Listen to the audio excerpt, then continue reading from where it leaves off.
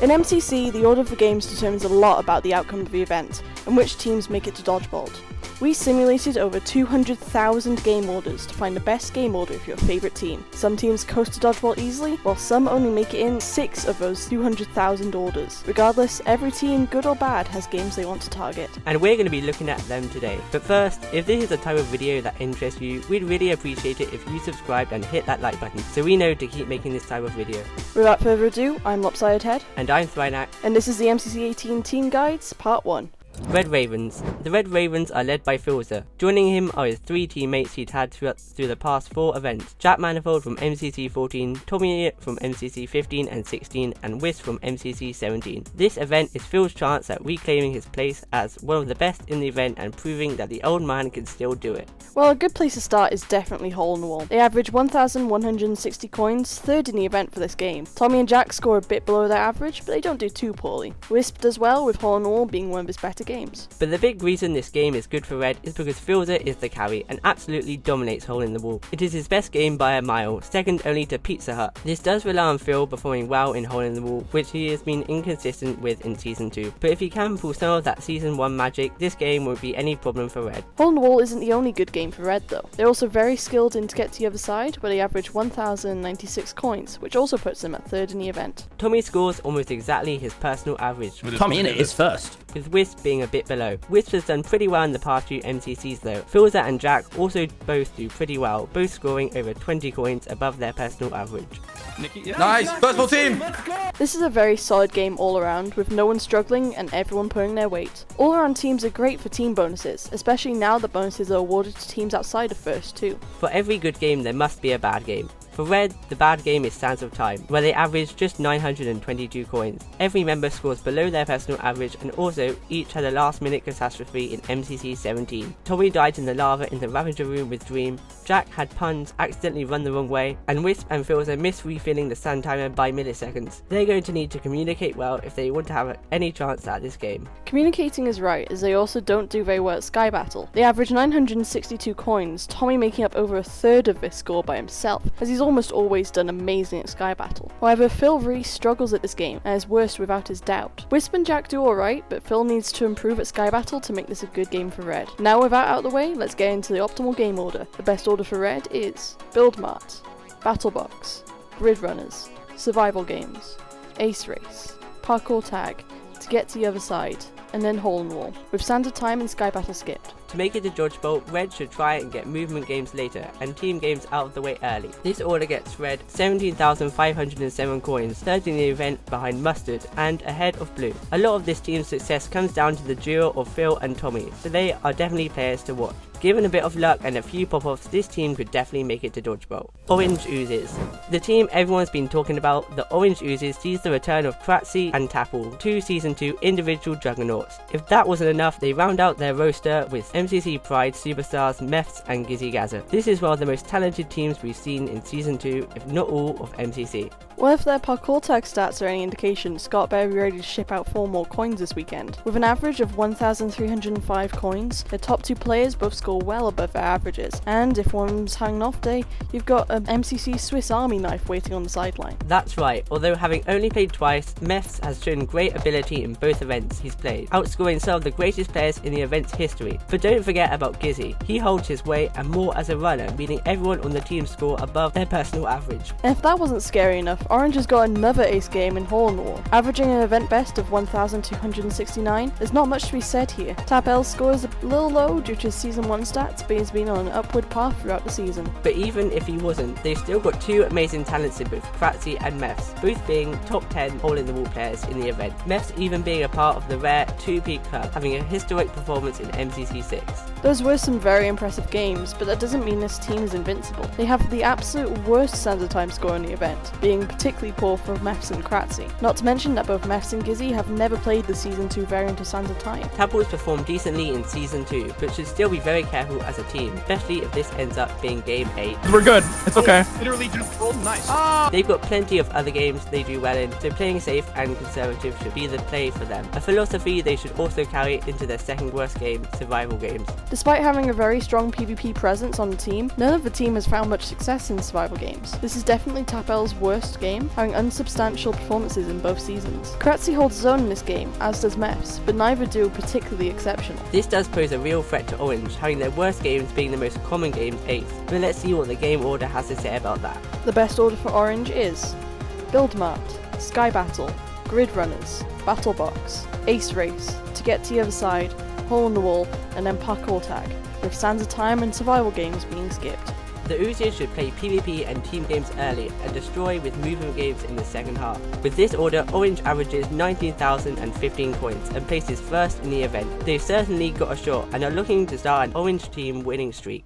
Mustard Mummies. Next up, we have a team led by Sapnap, who has been on an absolute tear in Season 2 and has established himself as one of the best players in MCC. Joining him is Tubbo, a teammate Sapnap had specifically requested after MCC 15, and Sylvie, who's coming off a fantastic finish in MCC 16 in which she also teamed with Sapnap. Rounding this team out is the event organizer Scott, who brings expertise in the team games to this PvP heavy team. This team is the statistical favourite to win the event, making it to Dodgebolt in 99.6% of the possible game orders based on averages. Still, stats can only predict so much, and this team definitely has got some better and worse games. One of those better games is Sky Battle, where they average an insane 1,322 coins. This is one of the highest scores for any team in any game.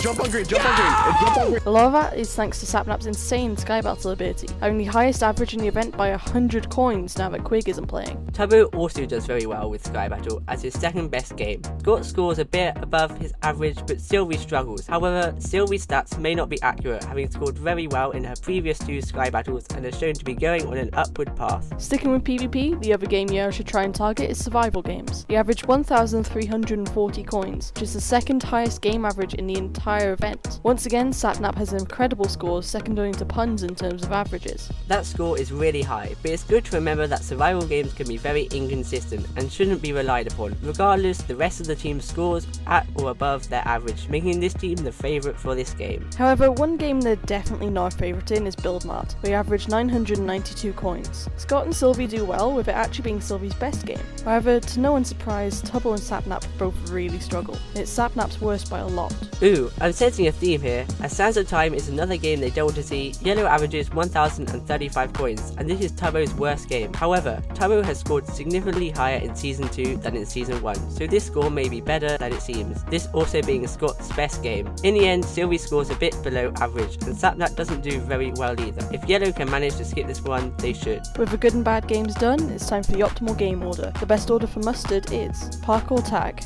Grid Runners, Battle Box, To Get to the Other Side, Hole in the Wall, Ace Race, Survival Games, and then Sky Battle, with Build Mart and Sands of Time being skipped. This order gives Yellow a score of 90,514, first in the event by almost 1,400 coins. Although this game order is very unlikely, Sands of Time has never been skipped, and Sky Battle has never been played in the second half of the event. Still, this team is incredibly well balanced, and as long as they get some PvP games late, should be a favourite for Dodgebolt. Lime Liches. Next on Lime Liches we got a duo of duos here. The Pride team up with Ryguy Rocky and Illumina pair up with much anticipated G Nelly and Captain Puffy duo. G is a newcomer, so we're going to be using MiChu stats as a very subjective baseline. This is going to be a difficult journey for Lime, but with Illumina hungry for a vengeance after an inconclusive Dodgebolt, let's see what his team can do. Well, the best game is Sands of Time, the third in the event at it with a 1,160 coin average.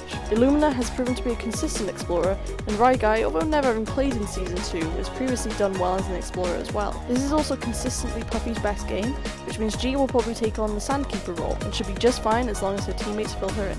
The game will most likely depend on if G is well enough prepared to be Sandkeeper, but nonetheless proves to be a great game 8 for Lime. On the other spectrum of games, Battle Box seems like a good fit for this team, averaging 1,144 in a very well-rounded team. That's right, we've seen Illumina and Puffy take on Battle Box together with great success, Illumina being a mere 2 coins from the best average in the event. If we can expect G and Ryguy to perform at what they're expected to, this should be a great game for Liches. Something that isn't great for them is Hole in the Wall. They have the worst average in the event, with G and Puffy not predicted to do well. Illumina and Ryguy have shown to be good hole-on-the-wall players in the past, and if one of them can carry with a high placement, they can definitely turn this game around. Let's go!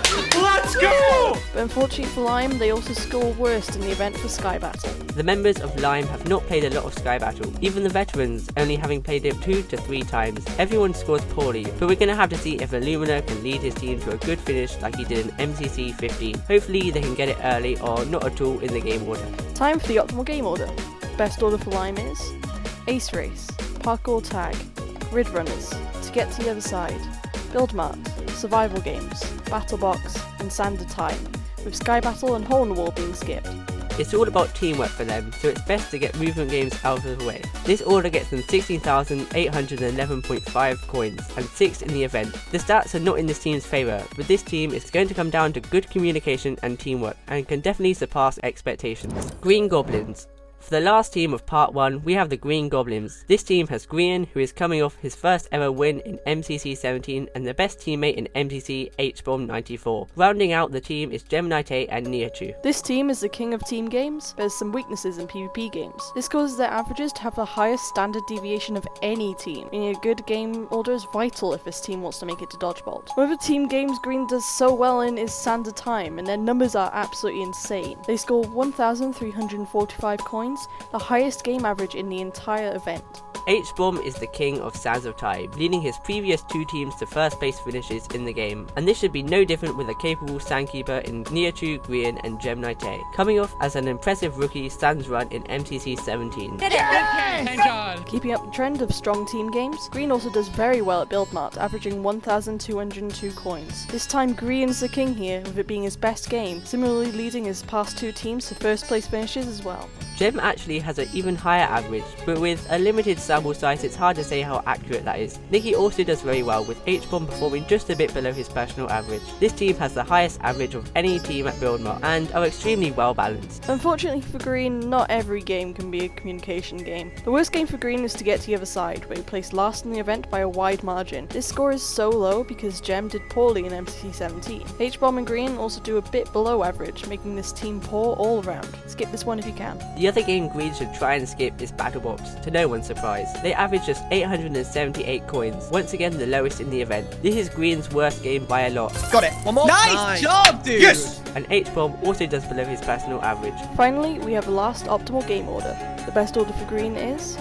Ace Race, Hole in the Wall, Sky Battle, Parkour Tag, Grid Runners, Survival Games, Build Mart, Sands of Time, with Battle Box and To Get to the Other Side being skipped. This order gets them 17,238.5 coins, barely scraping into second place above Orange. This window is now of the 226,799 possible game orders simulated. This team only reaches Dodgebolt in 0.00265% of the time. However, if this team can get high multipliers on the team games and Green continues his streak of incredible events, these guys have definitely conquered worse odds. And with that, part 1 is finished. Make sure to tune in tomorrow for part 2 when we look at the rest of the teams, and trust me, the numbers get even crazier. See you in part 2.